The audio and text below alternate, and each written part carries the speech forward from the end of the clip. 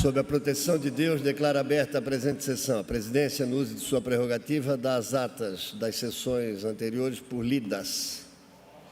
De acordo com o que dispõe o artigo 30 do Regimento Interno da Assembleia Legislativa, esta presidência comunica o número de vagas que cabe a cada bancada ou bloco parlamentar, conforme representação numérica do dia 1º de fevereiro de 2025 para a composição das comissões parlamentares.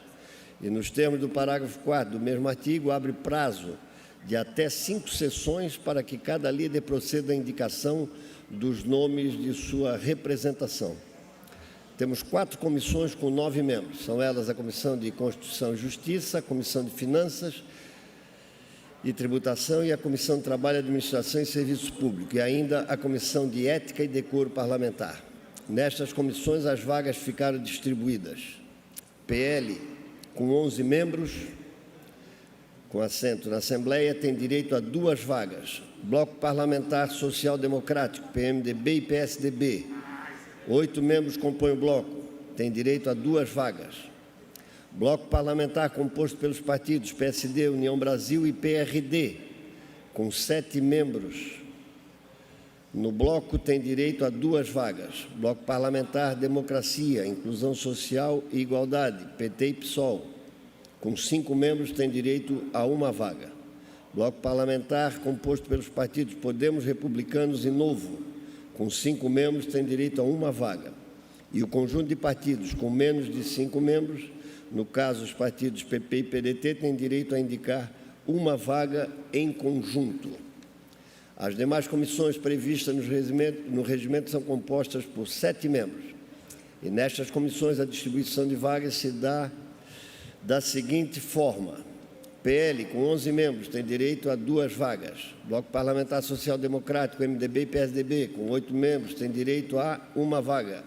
Bloco Parlamentar PSD, União Brasil e PRD, 7 membros, 1 vaga. Bloco Parlamentar Democracia, Inclusão Social e Igualdade, PT, PSOL, 5 membros, tem direito a 1 vaga. Bloco dos partidos Podemos, Republicanos e Novo, 5 membros, tem direito a 1 vaga. E o conjunto de partidos com menos de 5 membros, no caso PP e PDT, tem direito a indicar 1 vaga conjuntamente.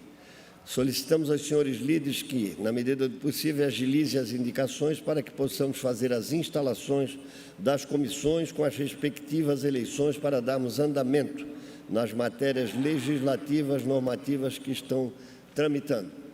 A presidência faz um apelo para que essa composição, as indicações pelos líderes e a composição e eleição dos presidentes e vice-presidentes, para que possamos agilizar o processo, seja feita na tarde de hoje. Ao final da sessão, a presidência abrirá espaço para que os membros das comissões, já tendo sido indicados pelos líderes, possam fazer as respectivas eleições. Tem a palavra pela ordem o deputado Marcos Vieira. Senhor presidente, senhores deputados, boa tarde. Senhor presidente, significa dizer que Vossa Excelência vai suspender a sessão para que possa dar oportunidade aos deputados fazerem a instalação das comissões. Oportunamente, a presidência vai suspender a sessão para que possa ser feitas as eleições. Agradeço. Tem a palavra pela ordem, deputado Mioto. Presidente, apenas para informação, o União Brasil já indicou os membros de todas as comissões, mas a convocação para a eleição de presidente e vice é feita pelo deputado mais idoso com mais mandatos? É a mesma regra da eleição da mesa? Deputado mais idoso. Breves comunicações. Inscrita para falar a eminente deputada Ana Campanholo. Tem a palavra por até 10 minutos. Senhores deputados, aqueles que nos assistem em casa, gostaria de iniciar agradecendo a votação, o apoio dos senhores deputados, mas o assunto que quero tratar hoje diz respeito ao vilipêndio religioso. Em 2019, eu apresentei aos senhores um projeto de lei PL 74 de 2019, que tramitou nessa casa, foi aprovado, sancionado pelo governador e hoje é a Lei 18.629. Esta lei, em sua ementa, proíbe o vilipêndio à fé cristã.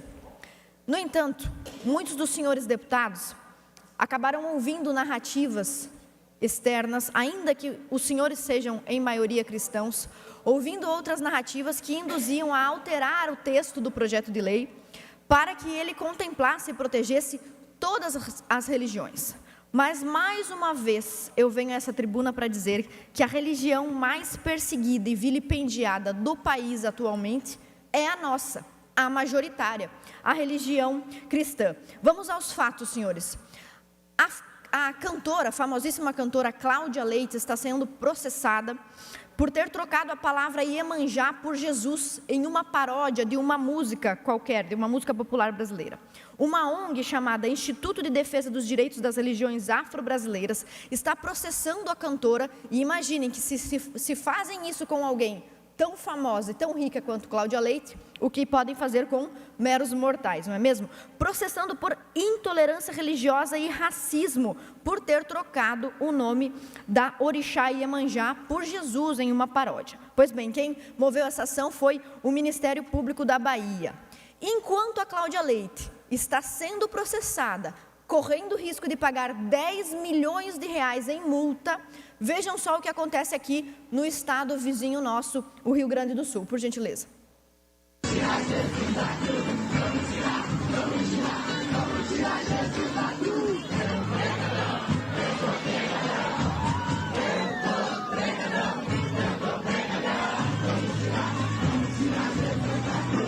Pode tirar, por gentileza. Eu fui ver o vídeo, me assustei, achei que o presidente Júlio já ia me expulsar da tribuna, então eu não vou expor aos senhores a bunda daquele elemento ali. Peço licença aos senhores. Pois bem, olha só, isso, embora engraçado e cômico, na verdade é crime. O vilipêndio à fé cristã, à fé católica, não deveria ser aceitado, não deveria ser tolerado dessa maneira. Isso que os senhores viram aí é o Bloco da Laje, que faz recorrentes apresentações encenando Jesus e outras coisas referentes à nossa religião. Pois bem, aí vocês estão vendo um Jesus como se fosse um personagem GLS fazendo um striptease. Eu não sei se tem alguém em essa consciência que poderia não considerar isso um vilipêndio. Pois bem, o que aconteceu com esses atores, com os responsáveis pelo Bloco da Laje até o momento? Nada, absolutamente nada. Inclusive, gostaria de sugerir aos parlamentares do Rio Grande do Sul, às entidades e às organizações do nosso estado vizinho, que tomem as medidas cabíveis com relação a isso. Por quê? Isso não foi uma empolgação de um membro da comunidade gaysista que bebeu demais e resolveu dançar em cima de uma árvore. Não foi isso. Essa apresentação foi intencional, premeditada, elaborada e patrocinada. Coloca na tela para mim, por gentileza, a segunda imagem. Como os senhores conseguem ver aí, ocupar as ruas com um bloco de carnaval é um ato político. Esse bloco, o Bloco da Laje, nós estamos nos aproximando do carnaval, desde 2011 faz apresentações como essas. Isso é um desrespeito à fé cristã e eu tenho certeza que ninguém duvida disso. A Constituição Federal garante a proteção aos símbolos de culto e o Código Penal criminaliza esse tipo de escárnio público. Coloca outra imagem, por gentileza. Olha só, alguns juristas denunciaram esse bloco por estar recebendo, inclusive, recursos públicos, apontando mais de 350 mil reais que já foram destinados pelo governo do Rio Grande do Sul e Prefeitura de Porto Alegre para essa finalidade. Então, além dos deputados do nosso estado vizinho terem que acionar alguma medida com relação a isso, nós precisamos nos proteger e melhorar algumas legislações que nós temos aqui na Assembleia Legislativa. Eu quero, inclusive, falar ainda aqueles amigos gaúchos, parlamentares gaúchos. Olha só, o movimento de esquerda está tentando mudar o hino gaúcho, o hino do estado do Rio Grande do Sul, porque diz que é um hino antiquado, racista, por usar a expressão povo que não tem virtude acaba por ser escravo. Então, veja só. Lembrem também do Boulos, todo mundo lembra aqui quando a equipe, o time do Boulos, lá do PT, do PSOL, sei lá, mudaram o hino nacional, cantaram o hino nacional de uma forma vergonhosa. Então, eles, a esquerda, podem mudar o hino nacional, mudar o hino dos estados, fazer uma deformação cultural ampla, mas mulheres ou pessoas cristãs, como o caso da Cláudia Leite, não podem fazer sequer uma paródia elogiosa, como foi o que aconteceu recentemente. E por que nós estamos falando sobre isso? Eu acredito que nós erramos ao permitir que a minha a lei de minha autoria, 18.629, tivesse sido, de uma certa forma, amplificada, esvaziada de sentido, ao incluir absolutamente todas as religiões, desconsiderando os vilipêndios, as perseguições e as chacotas realizadas especificamente com quem é cristão, como eu, você, como muitos deputados que estão aqui. Portanto, eu quero voltar a atenção dos senhores ao nosso projeto de lei. Esse cenário de perseguição contra os cristãos é absolutamente injusto. A esquerda pode tudo e os cristãos não podem nada. Portanto, não estou aqui chorando só sobre o leite derramado. Alguém poderia dizer, mas se o projeto de lei já andou, já tramitou, já foi sancionado, a deputada está só chorando sobre o leite derramado. Isso não adianta. Sempre adianta. É por isso que nós apresentamos um projeto de lei 22 de 2025, apresentamos este ano, que pretende apresentar, discriminar em um rol exemplificativo quais são as práticas que devem ser consideradas vilipêndio e que não devem ser permitidas, muito menos e especialmente não devem ser permitidas com o uso de recursos públicos. É inadmissível que o catarinense tenha que pagar impostos que vão ser distribuídos entre os muitos setores de administração do governo, para que eventualmente alguns desses recursos pagos por pagadores de impostos cristãos sejam usados para patrocinar esse tipo de barbárie. Então, o nosso projeto de lei 22 de 2025 exemplifica o que não pode ser feito. Por exemplo, representação artística ou performance que usa de maneira inadequada os objetos e símbolos de devoção, como, por exemplo, o rosário e o crucifixo. Existem passeatas do movimento feminista que introduzem rosários, crucifixos e terços nos orifícios sexuais. Isso é um absurdo. Por que nada acontece com essas pessoas? Então, o nosso projeto de lei exemplifica exatamente o que não pode ser feito. Além disso, nós citamos também no inciso 2º a representação de figuras centrais do cristianismo de forma vexatória, como também o movimento feminista costuma fazer, e no carnaval também, uma encenação com a Virgem Maria abortando, ou discutindo a ilibada conduta, a imagem ilibada que Nossa Senhora tem no imaginário popular, no imaginário cristão. Também o uso de elementos litúrgicos que não devem ser usados em contexto contrário à sua finalidade, como, por exemplo, a profanação da hóstia, que para os católicos é sagrada. Pode não ser para você, para alguém que tem outra religião, mas para os católicos é sagrada. E o desconhecimento disso leva, inclusive, a alguns erros elementares de alguns políticos, como nós vimos, por exemplo, na pandemia de Covid, quando o ex-governador, que deveria saber, mas não sabia, o ex-governador Moisés sugeriu, na verdade determinou, que se embalasse a hóstia num plástico, desconhecendo completamente o que a hóstia significa para os católicos. E eu digo isso sem ser católica, não sou católica, mas acredito que os católicos merecem essa proteção, por serem os responsáveis não só pela colonização do Brasil, mas pela alfabetização de todos os brasileiros alfabetizados desde a chegada dos jesuítas, introduzindo no nosso país uma nova cultura. Outras atividades que seriam proibidas, a realização de encenações, paródias ou simulação de cerimônias ou sacramentos cristãos de forma vexatória, de forma a destruir os fundamentos sacros destas encenações. A realização de manifestações, performance ou atividade em espaço público ou privado a templos religiosos que tenham como objetivo profanar esses lugares. O uso indevido de imagens, textos sagrados, parábolas ou narrativas bíblicas para fins de deboche. Enfim, e a legislação especifica mais uma vez que o infrator que recebeu verbas públicas não somente terá que pagar a multa, como já prevê a lei vigente, mas também que tenha que devolver aos cofres públicos o dinheiro recebido do pagador de impostos. Então, peço aos senhores deputados, eu sei que temos maioria de deputados cristãos aqui, evangélicos e católicos, peço aos senhores, humildemente, apoio para que leiam, entendam e apoiem este projeto 22 de 2025. Muito obrigada. Inscrito para falar, na sequência, o deputado Napoleão Bernardes. Tem a palavra por até 10 minutos.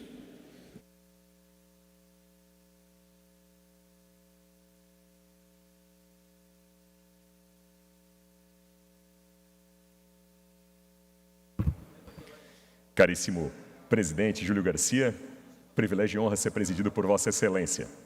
A todos os novos membros da mesa diretora, da mesma forma, o carinho, a honra, o privilégio, e é de fato muito lisonjeiro ser comandado por esse grupo de deputados altamente empenhados em relação ao interesse público de Santa Catarina. Fico muito orgulhoso ao testemunhar aqui, nessa nova feição da mesa diretora, a liderança do Padre Pedro, ao lado da jovialidade do deputado Marcos da Rosa, da deputada Ana Campanholo, do deputado Lucas Neves e, com certeza, com a cereja do bolo, a experiência de um grande conselheiro que é o deputado Oscar Gutz. Parabéns a todos os membros da nova mesa diretora. Um abraço a todos os colegas no reinício do ano legislativo.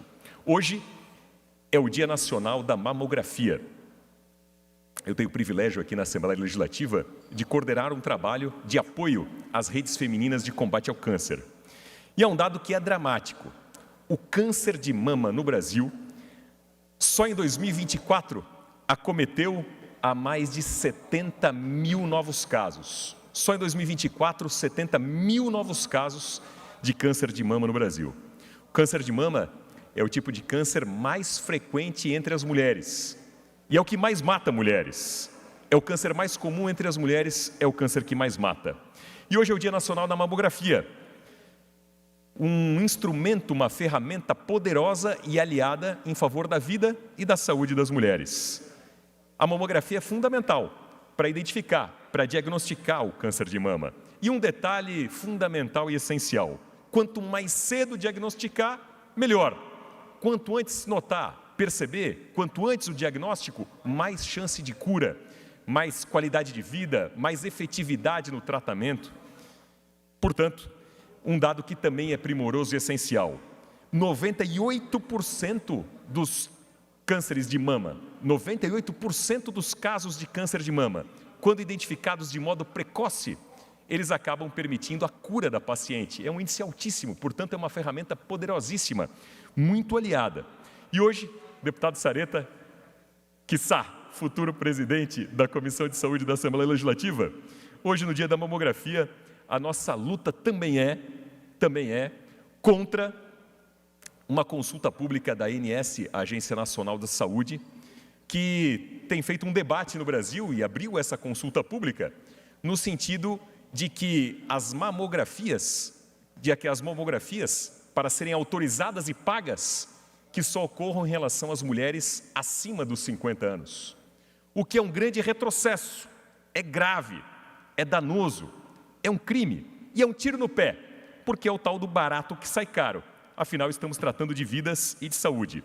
De acordo com o INCA, que é o Instituto Nacional do Câncer, 40% das mulheres diagnosticadas com câncer de mama têm menos de 50 anos de idade.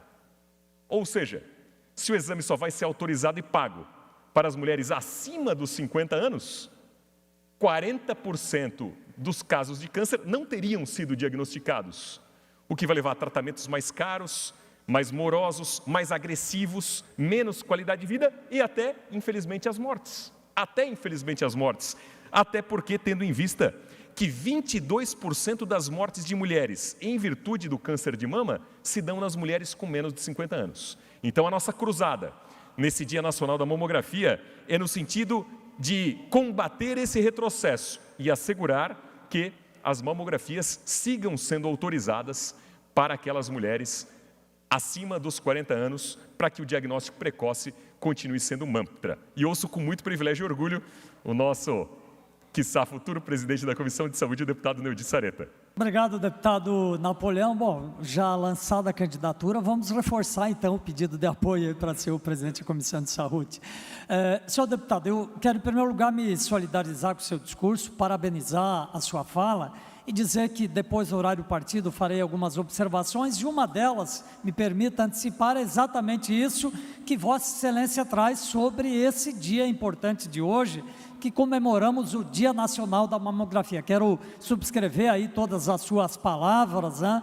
Dizer que é importante que seja ampliado a questão dos exames e não restringido. Então, me solidarizo com isso, também tinha essa fala para fazer hoje, e lembrar também, hoje é o dia da mamografia, mas ontem era o dia mundial de combate ao câncer, né? Então também é uma data importante, né, de ser celebrada, lembrada sobre a questão do diagnóstico, especialmente precoce da doença. Mas quero lhe parabenizar a sua fala, me solidarizar e dizer que estamos juntos nessa luta. Muito obrigado. Obrigado, querido deputado Neudi Sareta.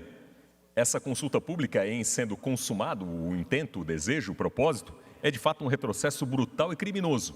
Até porque o rastreamento anual das mulheres nessa faixa de idade, o rastreamento anual das mulheres a partir dos 40 anos de idade, segundo os dados do INCA, o Instituto Nacional do Câncer, tem a capacidade de reduzir em até 40% a mortalidade das mulheres, além de melhorar as questões do tratamento. Em suma, a mamografia, apesar às vezes das fake news, apesar às vezes dos preconceitos, a mamografia é efetivamente a grande aliada das mulheres na defesa da sua vida, na promoção da sua saúde. Então, nosso propósito nesse dia é agir para combater esse retrocesso. E falo de cadeira, porque quando fui prefeito de Blumenau, à época o SUS tomou uma decisão de não pagar mais, não autorizar e pagar mais as mamografias para as mulheres abaixo dos 50 anos. O deputado Emerson era prefeito nesse período, foi contemporâneo e enfrentou esse desafio. Na nossa época de prefeito, o SUS decidiu não autorizar e não pagar mais as mamografias para as mulheres abaixo dos 50 anos. Foi a decisão mais rápida que eu tomei na vida. Não levou um segundo. Falei, se o SUS não paga, a prefeitura vai lá e paga, a gente vai enfrentar esse desafio e nenhuma mulher abaixo de 50 anos ficou sem a sua mamografia, porque é um direito. E nesse dia da mamografia, agora como deputado estadual, a gente segue nessa luta em favor da saúde das mulheres. Obrigado, senhor presidente. Próximo orador inscrito, o deputado Dr. Vicente Caropreso. Tem a palavra por até 10 minutos.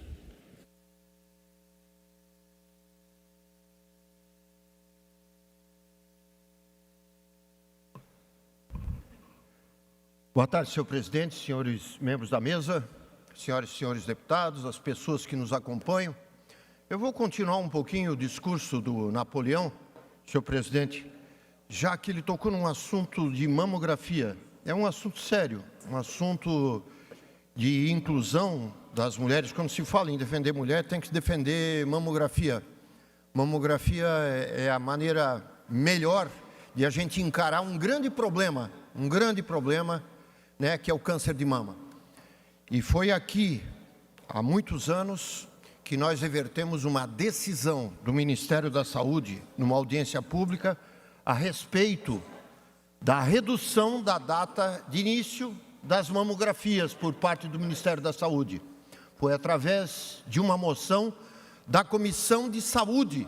Não sei se o deputado Sareta lembra da moção que fizemos ao ministro da Saúde para que reduzisse a faixa, já que o problema que a gente, que normalmente se espera que a partir dos 50 anos, não, abaixo de 50 anos existem muitos casos.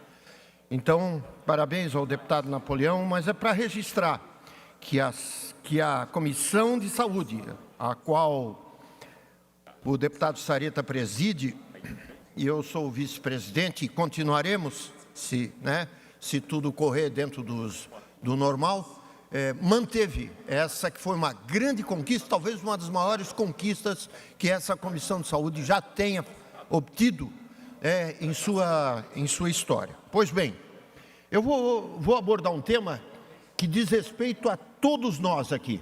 Todos nós, eu não estou... Só um instantinho. Todos nós que usam esse aparelhinho aqui, e usamos bastante pelo estado afora. Senhor presidente, subo a essa tribuna para abordar um tema de extrema importância para Santa Catarina, a falta de sinal de telefonia móvel ao longo das nossas rodovias.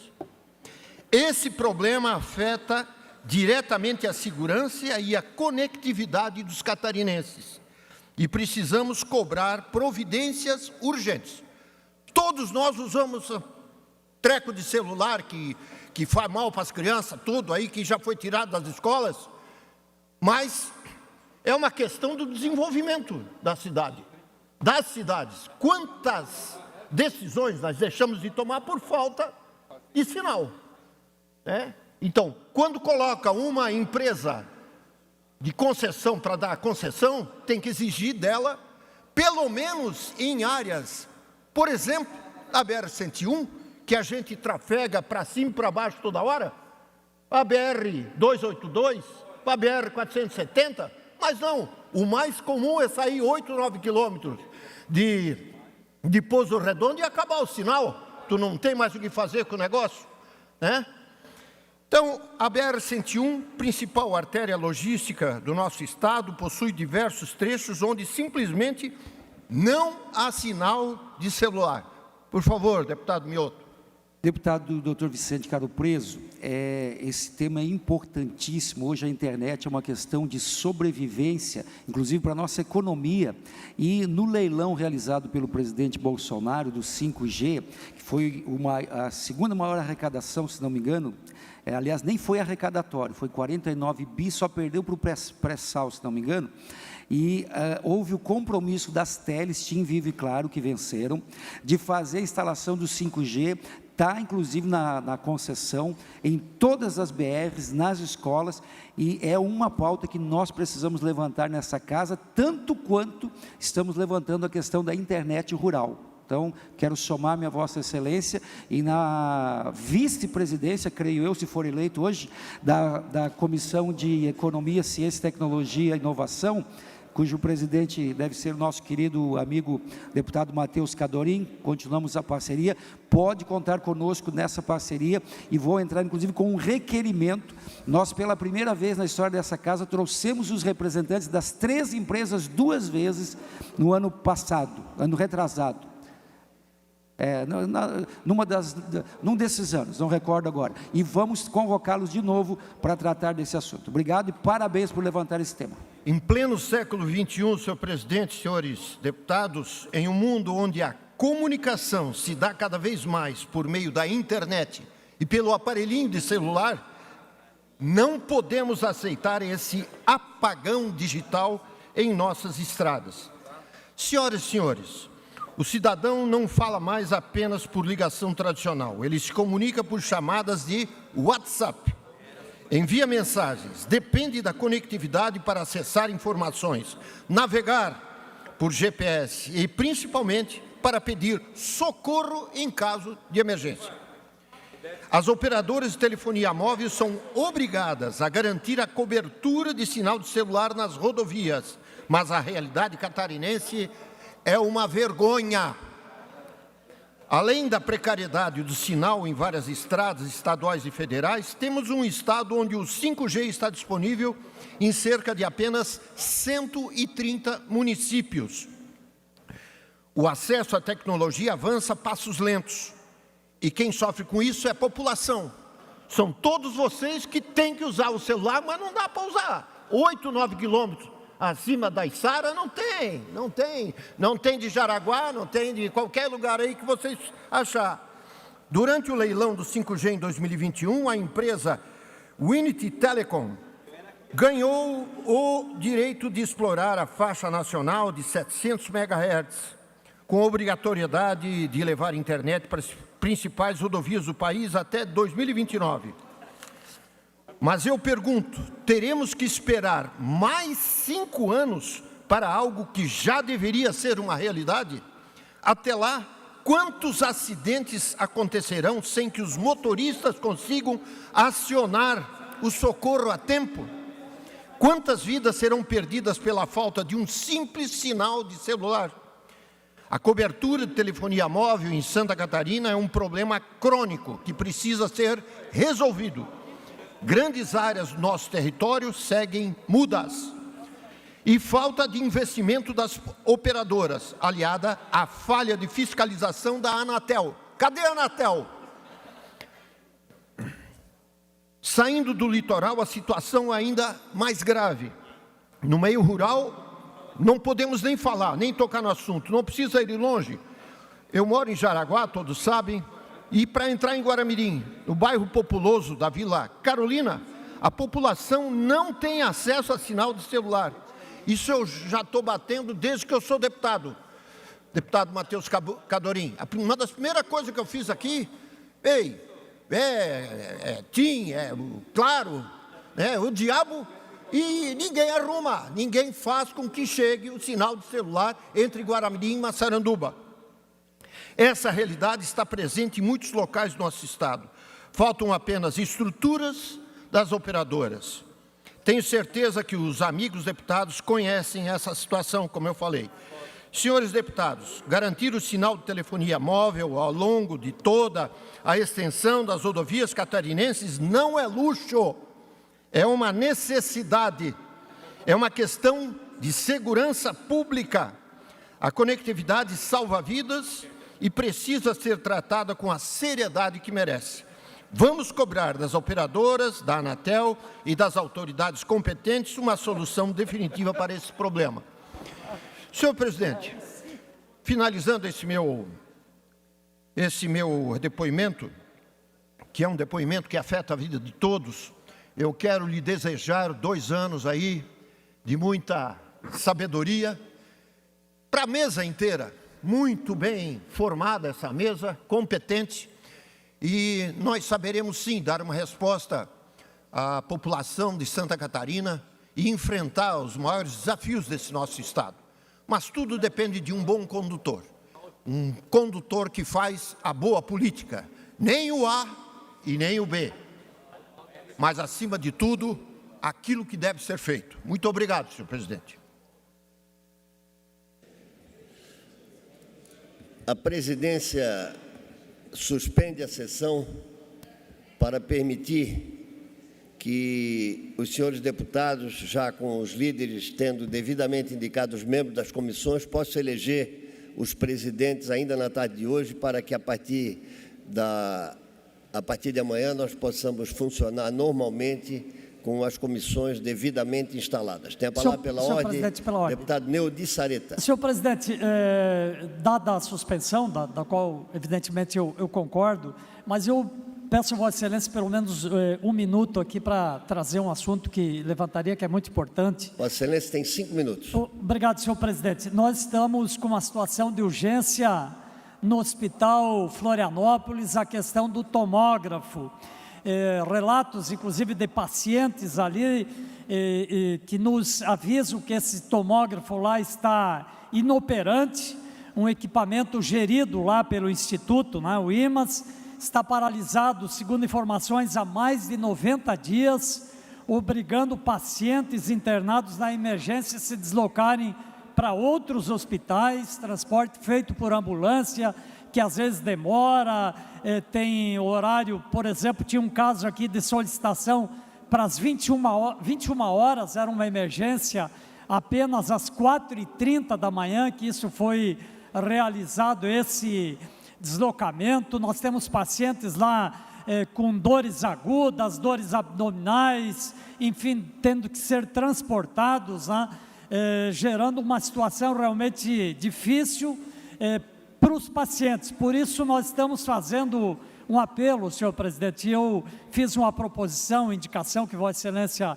certamente vai deferir ainda na sessão de hoje, para que haja uma ação imediata lá, para a substituição desse tomógrafo, para a resolução do tomógrafo do Hospital Florianópolis, que é um apelo da comunidade. Por isso eu agradeço, Vossa Excelência, a gentileza do espaço aqui, mas o assunto realmente exige a urgência e por isso eu faço esse apelo, senhor presidente. Com certeza, deputado Neudi Sareta. Tem a palavra pela ordem, deputado líder do governo. Obrigado, presidente. Também faço uma manifestação pela ordem, uma notícia que circula nas redes sociais, vinda dos sites lá de Blumenau, de que a Câmara de Blumenau apresentou uma moção de repúdio contra o governo do Estado pela retirada da central do Corpo de Ambulância, da central de atendimento do Corpo de Bombeiros, lá de Blumenau, e transferiu para Balneário Camboriú.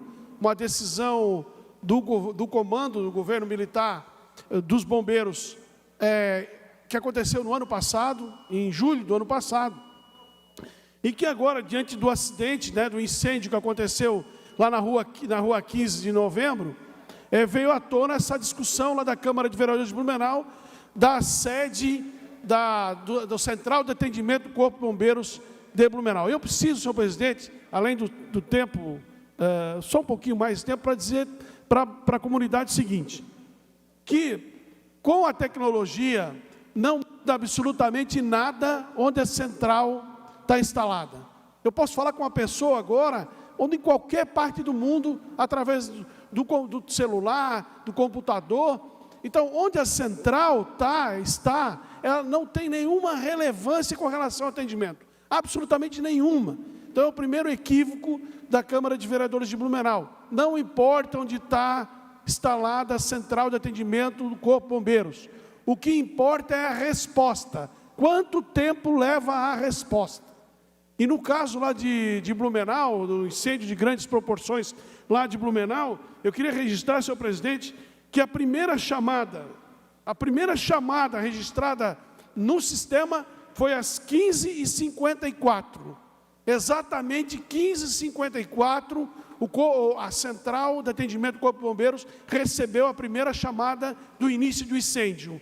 E pasme, senhor presidente, senhores deputados, às 16h06, cerca de menos de 5 minutos, a primeira viatura já estava no local. Não levou 5 minutos entre a primeira chamada de telefone e a chegada da primeira viatura. E às 16h17 já não havia, todas as viaturas estavam no local. Cerca de 15 minutos do início do incêndio, todas as viaturas disponíveis do Corpo de Bombeiros de Blumenau já estavam lá à disposição, conforme relatório do Corpo de Bombeiros. Então, eu queria advertir a Câmara de Vereadores lá de Blumenau de que moção de repúdio é uma coisa muito séria, é um negócio muito alvejante, muito grave para se fazer contra o governador do Estado. Nós estamos à disposição de conversar com a Câmara, o Corpo Bombeiro está à disposição de conversar com a Câmara, e a Câmara começou agora. Moção de repúdio não é uma coisa que se faça por qualquer ação, e nós estamos prontos para explicar o que aconteceu. Mas, em síntese, para ficar claro, a primeira chamada, 15h58. A primeira viatura, 16h04. Então, 5 minutos, a viatura já estava lá. Não importa onde está a central. E se a central está em Balneário Camboriú, é porque é economicamente mais viável, é economicamente mais saudável para o Corpo de Bombeiros. E eu repito, senhor presidente, a decisão de instalar a central em Balneário foi uma decisão do comando do Corpo de Bombeiros Militar. Não foi uma decisão política. E, portanto, o assunto tem que ser tratado lá no Corpo de Bombeiro Militar, com diálogo, com conversa, com aproximação das partes. E esse é o recado que eu passo para a Câmara de Vereadores de Blumenau, estando literalmente à disposição de ajudar nessa aproximação do diálogo. Muito obrigado, senhor presidente. Tem a palavra pela ordem o deputado Emerson Stein. Deputado Emerson, cede rapidamente a palavra ao deputado Mioto.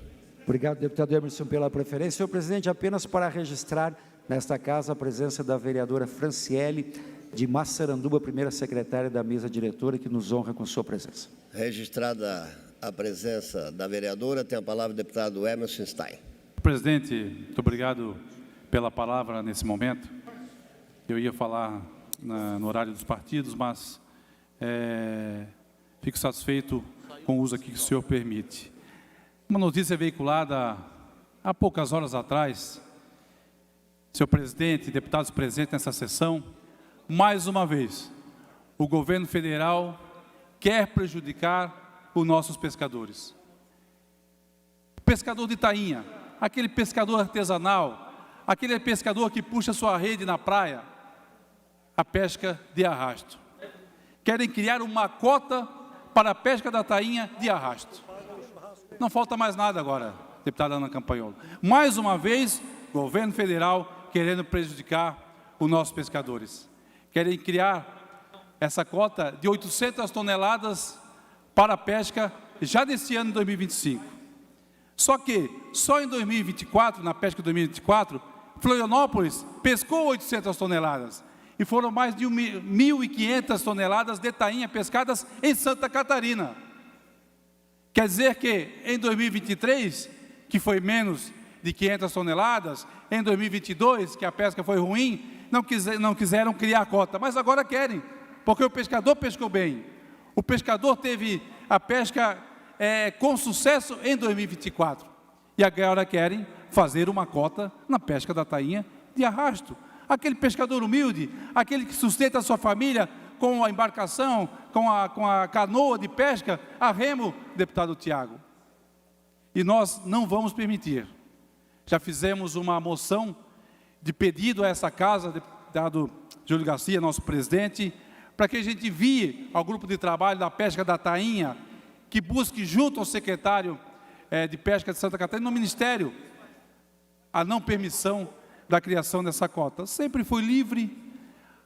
Se tiver que reduzir, que faça o estudo, que se pense no estudo futuramente. Agora não podemos permitir que o nosso pescador da pesca artesanal seja comprometido. Olha só, 800 toneladas para a captura de tainha por pescadores artesanais de praia no estado. E aí sempre no estado de Santa Catarina. A nossa costa catarinense, a nossa praia de Santa Catarina, não pode pescar a tainha? Pode sim. A medida prevista já para 2025, além de trazer prejuízo aos pescadores, afetaria diretamente essa prática tradicional, reconhecida, deputado Júlio Garcia, nosso presidente, como patrimônio histórico e cultural de Santa Catarina. A proposta impacta também pescadores artesanais do Rio Grande do Sul, que recentemente foram atingidos por severas enchentes. E nosso governador Jorginho Melo se coloca também ao lado dos pescadores, lutando para que isso não aconteça. Esse deputado, junto com a Comissão de Pesca da nossa Casa Legislativa, Assembleia Legislativa, vai lutar junto, o deputado Ana Campanholo e demais deputados, para que a gente não tenha esse prejuízo para Santa Catarina. Viva a pesca da tainha! Obrigado, senhor presidente. A sessão está suspensa pelo tempo necessário para que os membros das comissões indicadas pelos líderes possam escolher o presidente e o vice-presidente. Tem a palavra pela ordem ainda rapidamente, deputado Marco Vieira, para que possamos ter tempo de escolher as comissões. Senhor presidente, só para esclarecer, Vossa Excelência deseja que as comissões se instalem aqui no plenário já de imediato? Da maneira que os presidentes, futuros presidentes, ou que o mais idoso que vai presidir desejarem. Ok, muito obrigado. Mas a ideia da presidência é eleger hoje e dar por instalada ainda na sessão de hoje. Por isso a sessão está suspensa por tempo Senhor presidente, talvez como uma sugestão, pudéssemos já estabelecer alguns horários aqui, já para a gente poder objetivar isso. Eu mesmo, a Comissão de Saúde, já pediria aqui para os deputados que puderem se fazer presentes, talvez fazer uma espécie de uma... Senhor presidente, ainda, senhor presidente, se me permite, Vossa Excelência se pode convocar os deputados para virem ao plenário? Pedir à assessoria que faça a convocação dos deputados. A presidência solicita a todos os deputados que estiverem nos seus gabinetes que venham ao plenário para que possamos fazer a eleição das comissões. Peço à assessoria também que providencie contato com todos. Nós vamos encerrar esse processo no dia de hoje, conforme combinado com os senhores líderes. Aliás, quero agradecer a todos os líderes pelo empenho para que aconteça essa eleição ainda hoje, e um agradecimento todo especial ao deputado Napoleão Bernardes, que foi o coordenador de todo esse processo que chega a bom termo na tarde de hoje. Presidente, deputado Pepe Colasso tem a palavra pela ordem. A sugestão que a gente estava tendo entre nós aqui é trazer os deputados para o plenário e fazer todas as sessões e eleições aqui no plenário, porque todos os deputados participam de várias comissões. Então, a gente vai elencando uma a uma até eleger todos os presidentes. Acho que é mais célere. Sugestão da presidência, onde tiver maioria de membros, já pode realizar, não precisa esperar a presença de todos. Tendo maioria, já pode escolher o presidente e o vice-presidente, até porque existe um acordo para a escolha dos presidentes e vice-presidentes, e isso otimiza o processo. A sessão está suspensa.